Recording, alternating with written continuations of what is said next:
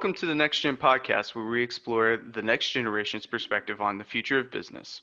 This podcast is powered by Commercient Sync. You can learn more about integrating your ERP and CRM today at commercient.com.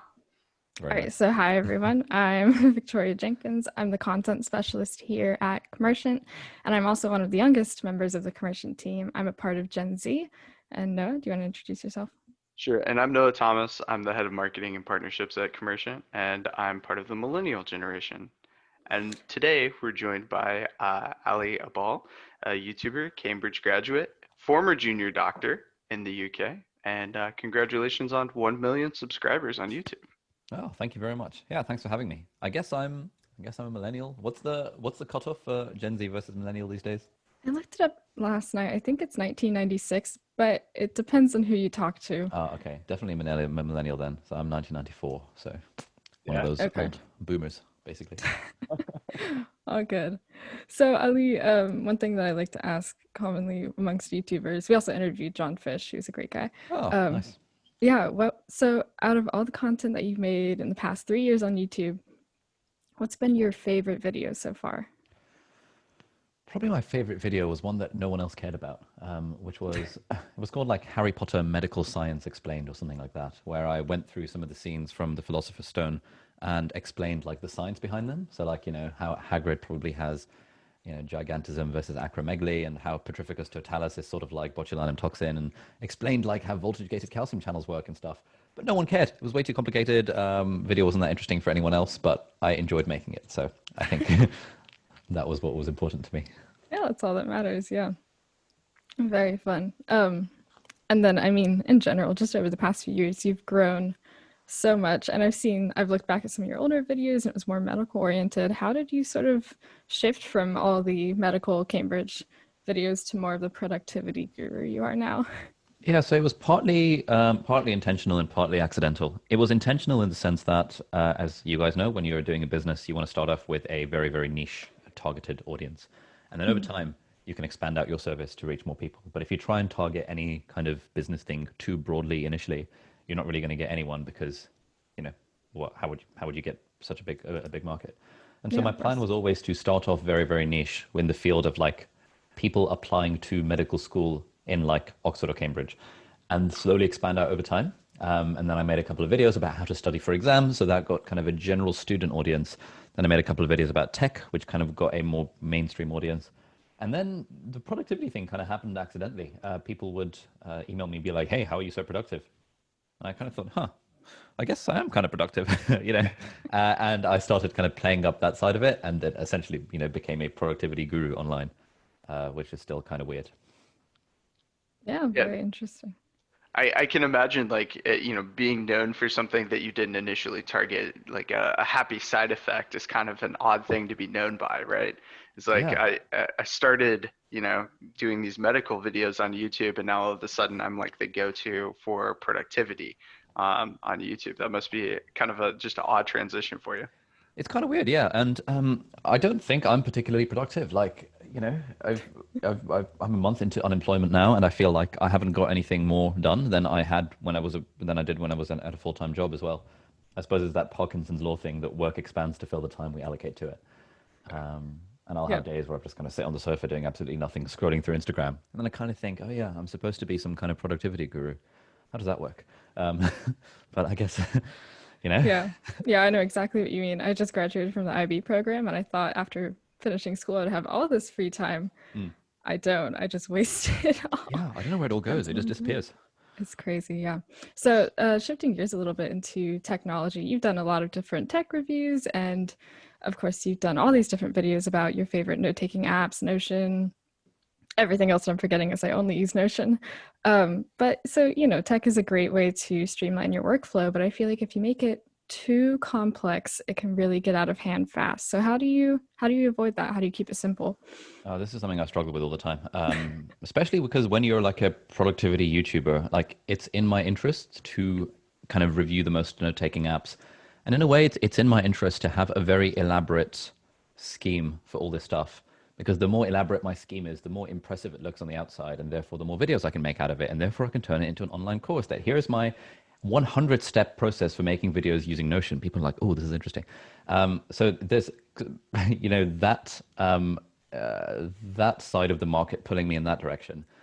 Then there's the side of the market where it's like, I'm a nerd, therefore I like things to be elaborate and funky, and that pulls me in the same direction. But then on the other side, pulling me in the other direction is the fact that, why are we doing all of this? What is the point of a note-taking app? The point of all of this stuff is to, get more of the things that we want to do done while enjoying ourselves and, living a happy, meaningful, healthy life.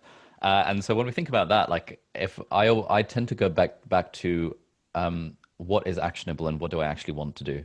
So, for example, there's a concept in kind of personal knowledge management called just-in-time project management, where the sort of old school way of thinking about information is just in case. Like, I will make this note just in case I need it at some point, or I will kind of organize my whatever just in case it'll come in handy.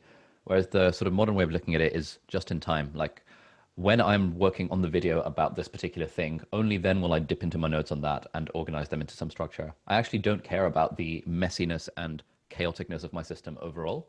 All I care about is what helps me get my projects done in the moment.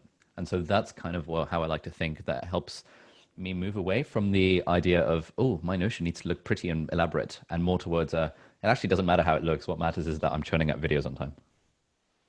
Yeah, that's a great way to look at it. Yeah. So then even looking into just the products overall and these different softwares, like how do you draw the line between a product where it looks good, but it's just too complicated, and an easy to use product that you can make work, but may not be the best for videos? Like, it's a fine line, I find. Yeah, it is a fine line. So I have no qualms about using multiple apps for the same thing. Like people sometimes like, why do you use Notion and Evernote and OneNote and Drafts and Bear? I'm like, okay, they all kind of serve slightly different purposes, and I kind of use what I'm feeling like in a given moment. So that's one part of it. Another part is that like I enjoy trying out new apps, as I'm sure a lot of your listeners do as well. And then once I find something that works, then I'm very happy to continue doing the thing that works. So for example, I still use Evernote for some things to this day, even though it's no longer cool to use Evernote. And again, I think it just comes down to kind of the actionability, like what are you actually trying to accomplish, and using the right tool for the job. So sort of think of it like different tools in the toolbox. Yeah. Yeah, actually, no, that reminds me of a conversation we were having the other day about people who still use PowerPoint and all the Microsoft stuff when it's not useful. Like I was working with someone, I was sending them a doc, and they had an Outlook email or something still, and I was like, why are you still using Outlook? I can't share this Google Doc with you. But yeah, there's definitely been a little bit of a shift, but I feel like some of the older generations are lagging behind in shifting to these more online systems. Yeah, It's interesting, yeah. But then the other day, I actually found myself using PowerPoint. I was doing a Zoom physiology teaching session, and the annoying thing about Keynote is that you can't share your screen in windowed mode and get like full screen presentation. So you can't be in presentation mode without the entirety of your screen just getting taken up with the presentation, which is not what I wanted. Whereas on PowerPoint, you can present in windowed mode, which means when you're sharing over Zoom, you can actually have your notes up and also have the screen share. On the other side, yeah. And that feature of PowerPoint is something that Keynote doesn't have. So I was like, oh, damn, having to use PowerPoint. Good thing I downloaded it. Yeah, I've strayed away from both of those. I exclusively use, what's it called? Google Slides. Yeah. Yeah, it's easier. Yeah, I think Slides is probably the way forward, just because then you can access it everywhere. Yeah, you can share it, yeah. So yeah, I had just kind of like a fun question looking at your course, the second brain, and all this talking about note taking and annotating on books that you've read online and being able to subscribe notes after reading a book. It's something that I do really commonly, and I've done it for years in Pages, and then I've taken my Pages and put it into Evernote, and I've taken my Evernote pages, and I've put them all over the place. And it's something that's really helped me, and something I've been able to go back and query. I've been able to kind of build my own personal note building database. And it's something that I feel like other generations really missed out on, right? We get more than ever, the millennial generation and Gen Z get this benefit of technology where you can build up your own database of things that you've learned that you'll forget. And I really liked your saying in that video where you said, basically, my brain's going to forget everything. It's going to just go, and then I'm going to learn something from this book, and however long later, it's going to disappear from my memory. If I put it into my notes, I'll remember it. So how do you think that this has really changed the outlook of our future? Do you think that this is something that, because we're able to have this ability with technology, this will change the way that we move forward as a society? Do you think it's that deep, or do you think it's just simple as I'm able to be more productive because I take notes? I don't think it's as deep as this is how society will change. But I think it's a bit deeper than just personal productivity, Sure. because the way we talk about it in kind of the Building a Second Brain course, it's that this idea that is sort of in the old world, information was scarce. And so, you had to do whatever you could to hoard information. And the value, the personal value in hoarding information rather than sharing it was pretty high, because you kind of don't want your competitors to have access to information. Nowadays, information is abundant and super abundant, and there's no way we can possibly handle all of it. And so in this era of information overload, where all of our time and attention is already we're at peak attention, like we have no more time or attention to give.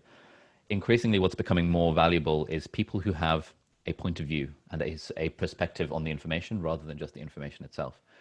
On top of that, you've got this idea that, increasingly the traditional job structure is collapsing. You've got this essentially the startup of one, like the personal brand, the personal monopoly, all of this sort of stuff, where basically whatever industry you're in, your career will be massively benefited from writing and sharing stuff online. I can't think of a single industry in which that would not be the case in some capacity or another.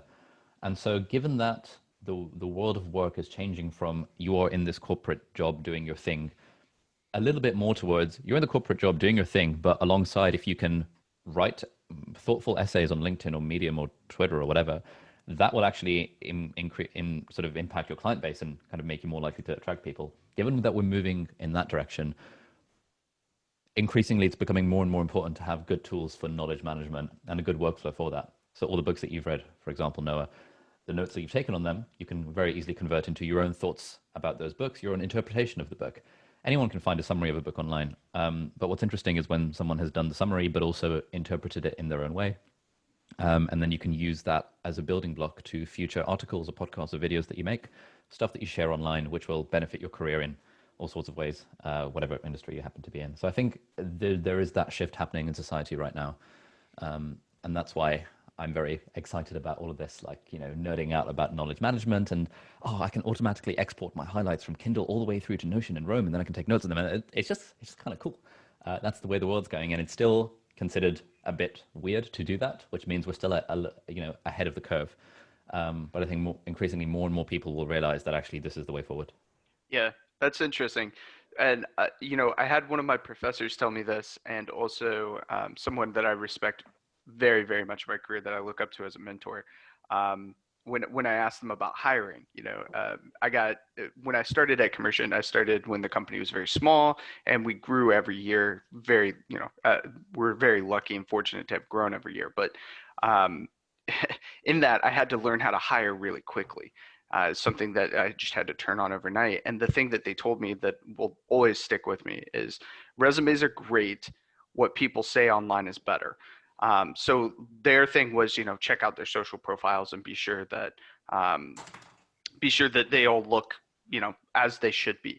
But what I learned from that even deeper was, if you go in and look at their writing, you can tell what kind of employee they're going to be. You can tell what their passions are. You can tell how their writing style is. Are they going to be diligent in note taking? Are they going to be diligent in follow up? How do they respond back to comments? All of those things.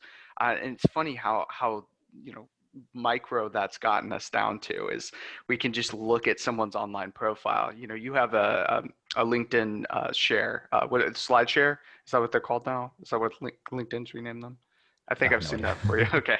Anyway, Sure. so with LinkedIn, you have all of these things now, just like Medium, where you can share out articles, and you can also share out like PowerPoints that you made and things like that, that people go through. And I found that so useful.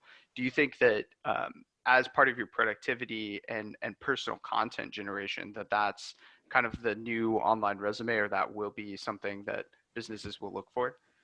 Yeah, definitely. Like, I think to your point just now, sort of even 10 years ago, like 2010, when you thought of social media and employment, social media was something that you had to not do wrong.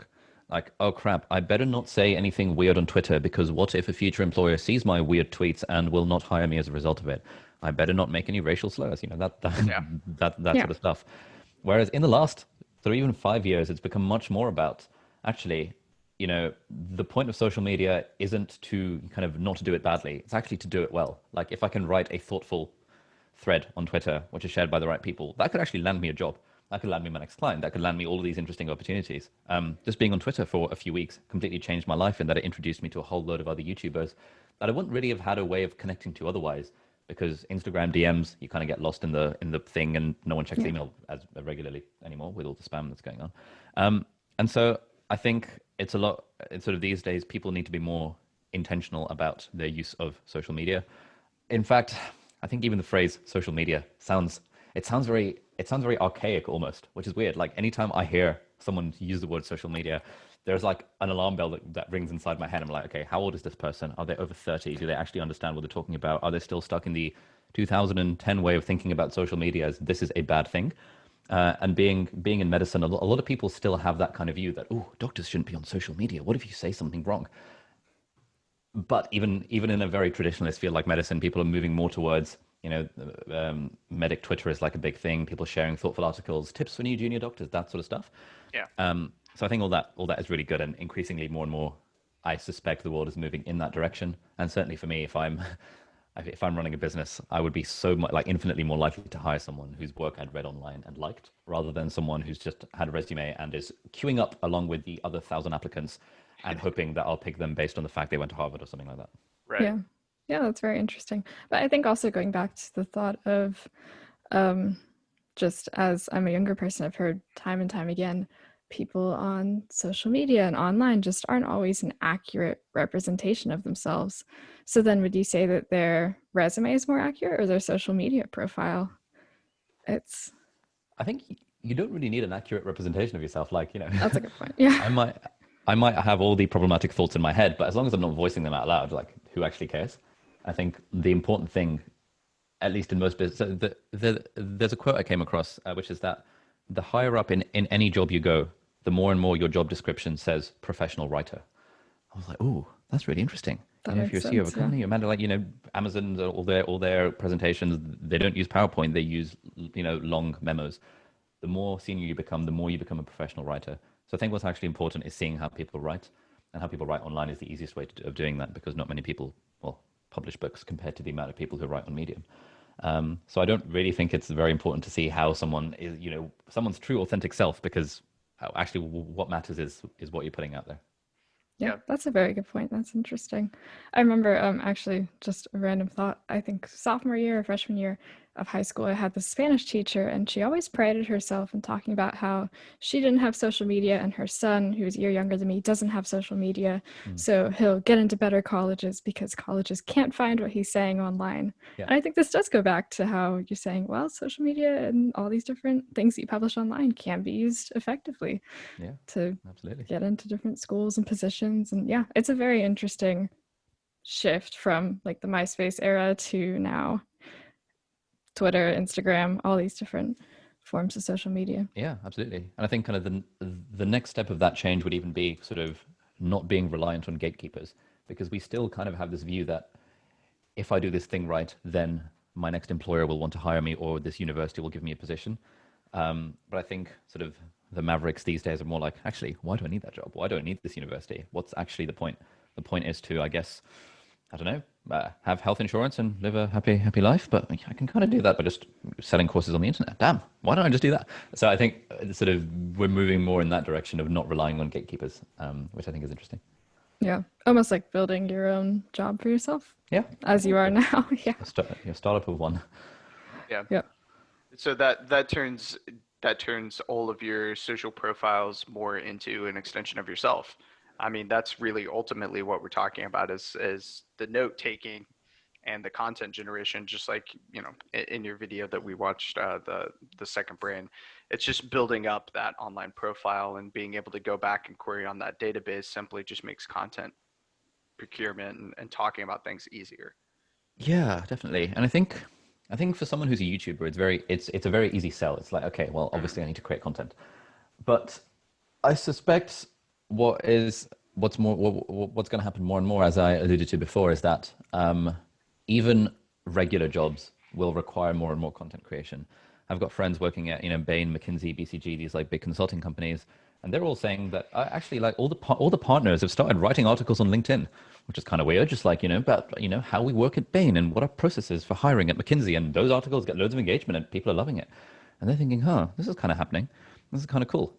So, content is so much more than just, I don't want to be a YouTuber, therefore I don't care about content. It is actually about whatever job you do, you're going to end up being a professional writer in some capacity, which is why this knowledge stuff is cool. So you do have a Medium page, right? And you post on there semi-regularly?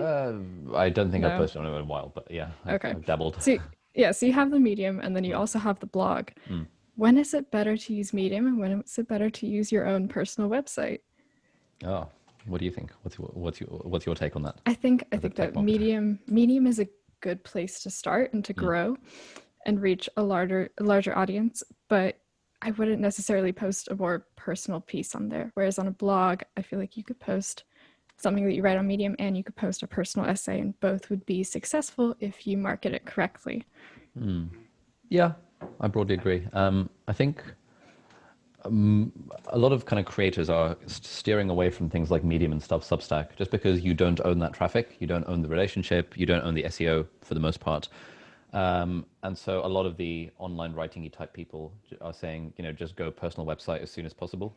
I think Medium is good for reposting stuff that's already on a personal website, using the canonical HTML tag thingy. That means the SEO value comes back to your own blog rather than to Medium itself, because it is a good way to get viewers. But that's something I'm trying to experiment with a bit more. So we're focusing a lot on my blog right now. And I'm thinking it would make sense to repost some of the kind of potentially viral posts onto Medium. Like another YouTuber friend of mine made a video talking about how much money she makes on YouTube and just wrote it up as a Medium piece. And it just did really well on Medium because people like that sort of stuff. So I think there is value in posting stuff to Medium, just not as the only place you post stuff, because then you are essentially a slave to the platform. So the Medium strategy that I subscribe to the most, that I've loved, is it's an old technique, but it's called the teaser. So you write a teaser, you put intro, 3 body paragraphs, conclusion, and then in the conclusion you say to read further into the subject, then and you have your backlink there to establish to your blog. Nice. So that you ultimately own the traffic because everyone wants to go. But it only works if you pepper the blog article further up, because we know you lose 50% traffic pre-scroll. So before the page ends, you lose all that traffic. So you have to find a place to put the article strategically, usually in first body paragraph. So okay, interesting. I'll try that one out as well. That's a good strat. It's an old Medium strategy, but I've always found that it works. old probably meaning like 2017. Yeah, no. Yeah, years. It's interesting. And going back to that knowledge stuff that we were talking about earlier, automation can save you hours and hours and hours. Are there any ways that you automate your workflows, or maybe even use AI or incorporate AI in your daily workflow? I think the extent to my automation is that, when I highlight on Kindle, it automatically syncs to Evernote and Notion. I don't use any other forms of automation. I also even don't know what that would even look like. What do you mean by using AI? Yeah, so that's a good question. There's different forms of AI, especially like NPL, like natural language processing, where you could train an AI based on like a keyword, and then this is something we had talked to John Fish about. you could train an AI on a keyword and then it produce a piece of content. And then you would simply just edit that piece of content, and then that would become your next article or something like that. So I was just curious if that is something that's Ali 3.0, something that's in the future that you're looking to. Have you, I guess you would have come across that post on Hacker News where someone wrote like an entire blog post just using that GPT-3 thing. Yeah, that's an example of one for sure. Yeah. Yeah, it's all very interesting. What I think what would be really cool is if there were a way to plug an AI into whatever note-taking system you're using, and so you could query your own notes and stuff to do the thing rather than querying Google, which would is kind of my understanding of what it's doing at the moment. I think that would be kind of cool. It would be very interesting. Yeah. There's a big part of me that's kind of wants to fight against that and be like, no, there is some secret source that happens in our own brains. But, increasingly, I think people realize this, there are so few ideas that anyone has originally. They're all based on, a remix of something else that's going on. And so if an AI can do that efficiently and in a helpful fashion, then maybe there is some world in which you can hit the AI button that will generate your next blog post, and you just have to tweak it a little bit. But then it kind of goes to the point of, again, like what's the point? If the productivity blog post is particularly helpful for people, then who cares who wrote it? But I think the interpretation part, I feel, is where the AI thing won't work. And in fact, there was a study from 2013 that we like to quote in the Second Brain course that someone looked at the risk of different jobs being automated by AI. And they found that jobs in which a personal perspective is required are very unlikely to be automated by AI, at least in the near future. And so I think the more we can bring our own personal perspective into it, the more we are resistant to that potential, being taken over. Yeah, and well, I think that comes from life experience, right? Your own life experience is what makes your take on information unique. That's what makes your experiences, your background, how you were raised, all of those different things that just happen through your lens of life is kind of what makes your perspective on information unique. Yeah, absolutely. Yeah, and I think that a good example of where AI works in improving our workflow and our speed at doing different tasks, but doesn't suppress our personal view and take on different things and stuff, is in Gmail. When you're writing an email, sometimes if you're writing a common sentence or phrase, it pops up with the suggested end of the sentence. You can press tab and it automatically puts it in. And it's probably saved me maybe like 5 minutes total in my lifetime total.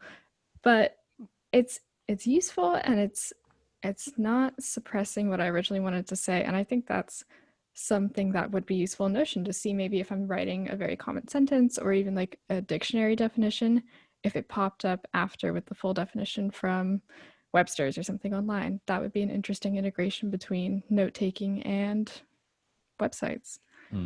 Yeah, definitely. That would be kind of cool. Yeah. And that's a feature that Outlook doesn't have. So checkmate to your friend who uses Outlook. There you go. Absolutely. That's I was telling Victoria, there's two systematic types of people when it comes to note-taking apps and also with email. There's the Microsoft cult that loves everything Microsoft, and that's what they use. And then there's the Google Suite cult that loves everything Google. And then there's the people that in between that use other things. So it's just it's kind of funny to see that. So I had another question for you that's just totally unrelated to technology in general. But for some people, it seems that life and organization and being productive seems kind of inherent. They just already do that naturally. For others, it seems to be more of a learned skill. Which would you say it was for you, and why do you think it is that way? Interesting. So I think for me, I quite like organization. I think I've kind of got the personality where I generally like things to be neat and ordered, compared to an absolute chaos. So I think that's one part of it. I think another part of it, and probably what gives the illusion of me being particularly productive, at least that's the facade people seem to have of me on the internet. I think what gives that illusion is the fact that most of the stuff that I do, I enjoy doing. And so when I was in school, for example, I would enjoy coming home and tinkering on a website. People would be, if you look at it on the surface, they're like, why would you come home from school and do more work? But it doesn't feel like work. It's just kind of fun. Equally, if you enjoy reading nonfiction books and enjoy taking notes in them, I enjoy that. That's fun. But that would be lumped into that bucket of productive, even though it's actually just fun. And so I think I've been lucky in that the stuff that I've enjoyed has also been the stuff that happens to have been productive. I have this phrase called productive procrastination, which is where you're procrastinating, but you're doing it in a useful fashion. So like back in the day, my form of procrastination used to be browsing web design inspiration and kind of saving things and bookmarking them and stuff. Again, it's productive, but I'm actually wasting time from doing something else that I was supposed to be doing. So I think that's probably the main thing for me, to be honest. And even now, there are very few things that I feel I have to force myself into doing. Other than like if it's like a really long course that I'm filming and I'm like, oh, I can't be bothered. Then I try and figure out ways to make it more fun. And so that's kind of the productivity narrative that I like to peddle, that actually if you just enjoy the stuff that you do, then everything becomes better. Yeah. If you enjoy what you do, you never work a day in your life, right? That's the it's the famous quote. So, I guess the last kind of question that I have, and Victoria, I'll let you kind of take over with any other questions that you have. When would you say it's better to write something quickly versus writing more of a soliloquy of what it is that you're trying to encapsulate? So like, for instance, if I was taking notes on a book, would you say that it's better to kind of encapsulate the entire idea that I might have versus just jotting down quick shorthand notes? I think again, it depends on what you're trying to get out of it. I subscribe to the view that it's always better to take more comprehensive notes, but whereby kind of one note that you take is a single point and you're phrasing it in your own words.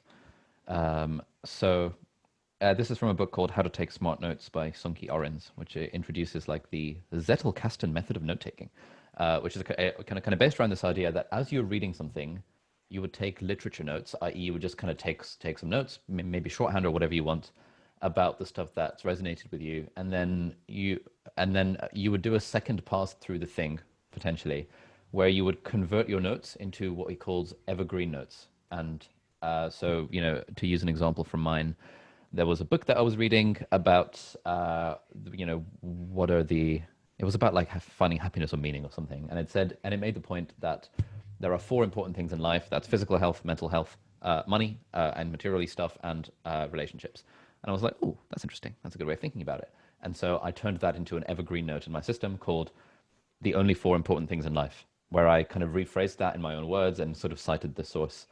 And so that was the note that I took in my second pass through the content. Whereas in my first pass, I just highlighted it because I knew, okay, this is kind of cool. This thing resonates with me.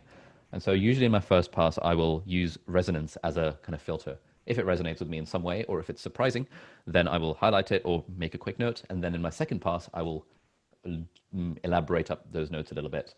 This is in an ideal world. In reality, I've got about 10 books that I read in the last couple of months that are awaiting digestion and awaiting this process of being converted into proper notes, but I haven't been bothered to do that. So I need to make more time for it. Very interesting. Yeah, it seems like you're applying the method of, what's it called, when you review something and then you go back and look at it again. Active recall, space repetition. Active recall. Yeah, active recall in your daily reading process, which it works. Yeah, I can confirm that got me through high school. So excellent. Yeah. Okay. Yeah. Thank you so much, Ali, for being here. And we'll put links to your YouTube channel, a couple of your other profiles in the show notes. You're active all over the place. So there's quite a few different places to go if you want to find more of his content. At times. I do apologize. That's okay. No worries. And also, if you're looking to integrate your CRM with your ERP, you are in luck, because that is exactly what Commercient Sync does. So if you want to visit our website, www.commercient.com, you can learn more there. And don't forget to let your salesperson know that you have promo code podcast3. That's the number 3. Not a big deal, but it's the number 3. It's written in the show notes. We really appreciate you coming, and I really appreciate your time. I know it's 6:45 now, so I want to be sure that we're respectful of that. Oh yeah, perfect timing. Cool. Thanks for having me, guys. It's been fun. Yeah, absolutely. And thank you to our listeners for listening to the NextGen podcast. Don't forget to subscribe on wherever you're listening. If it's Apple Podcasts, Google Podcasts, Google Play, whatever it is, YouTube, just so that you never miss an episode. And you can find more NextGen podcast content on all of the Commercient social media platforms. Those are linked in the show notes, and we're usually at Commercient on everything. Thank you again, Ali, for being here. Thank you for having me. And guys, don't forget to leave a 5-star review and check out Commercient for your ERP, CRM connection solutions. Am I right? There you go. Yeah, Perfect. Good.